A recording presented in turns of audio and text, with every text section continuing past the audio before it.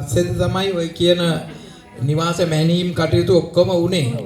ඔව්. ඊට පස්සේ තමයි නැත්තම් දැන් ආයි ප්‍රශ්නේ මුලටනේ යන්නේ. දැන් උනේ කොළඹ නගර සභාවට ওই කාලිංග මාවතේ UD එකේ තිබුණා ඉඩ. ඒක දුන්නා. ඊට පස්සේ ඔය කියන කාරණාව පැවරුණා කියලා අපිට ගාමිණී සහෝදරයා කිව්වා. මේ පැවරීම් කටයුතු සම්පූර්ණ කළා තිබුණේ කියලා. ඊට පස්සේ සභාපතිතුමා වුණු දේ තමයි එහෙම පැවරුණේන්ද තමයි නිවාස අධිකාරියෙන් ලෝන් දුන්නා නේද ඔයගොල්ලන්ට? ඔව්. කීය ගානේ දුන්නාද? ඒ කලින් කොයි කාලේ හරි දුන්නානේ. ඔව්.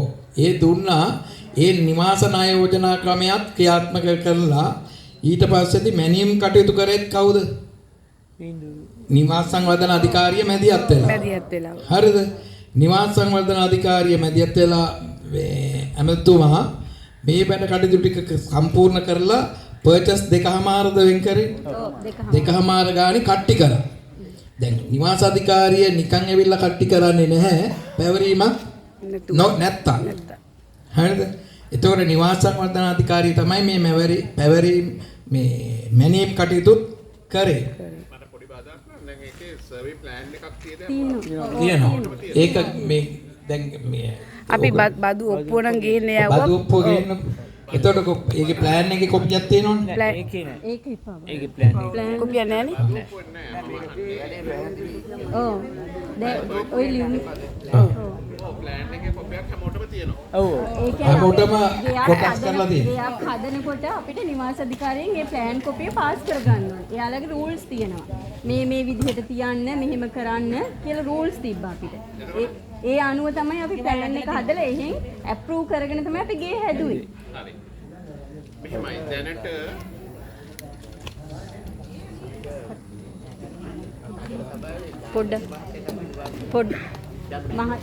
මහත් පොඩ්ඩක් කතා.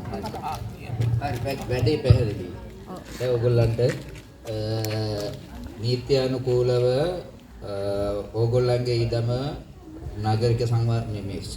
නගර සභාව සතු තිබ්බ ඉඩම නිවාස සංවර්ධන අධිකාරියට පවරලා තියෙනවා. ඒක මැනලා ඒ කියන්නේ කිවිලිත් තියෙනවා. හැබැයි දැන් තියෙන්නේ නීත්‍යානුකූලව ඔප්පුව ඕගොල්ලන්ට නොලැබීමේ ප්‍රශ්නේ තියෙනවා. එතකොට ඒක කවුරුන් හෝ මේ වැඩේ නීත්‍යානුකූලව අවසන් කරලා නැහැ.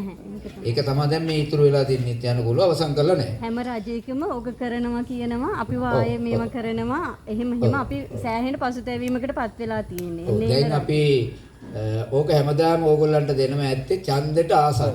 අනිවාර්යයෙන්ම ඒක තමයි වෙලා තියෙන්නේ. දැන් ඡන්ද ඉවරයි. තව අවුරුදු 4ක් මේ ආණ්ඩුව අපිට පාලනේ තියෙන්නේ. දැන් ඇවිල්ලා ඡන්ද ගන්න නෙමෙයි මේ කියන්නේ.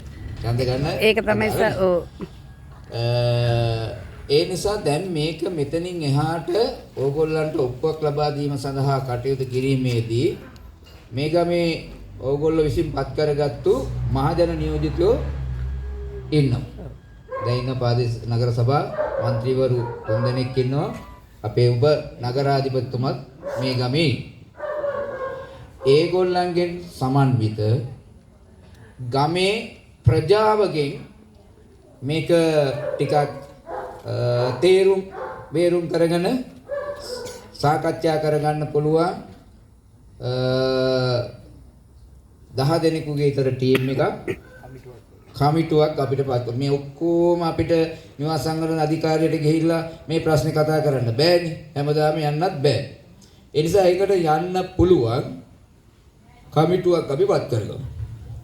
ඒ කමිටුවට අපි නිවාස සංවර්ධන අධිකාරියේ මේ පිළිබඳව කියන්නේ ඉඩම් ලබා දීම, ඔප්පු ලබා දීම, ඉඩම් පිළිබඳව නිවාස සංවර්ධන අධිකාරියේ නිලධාරීන්.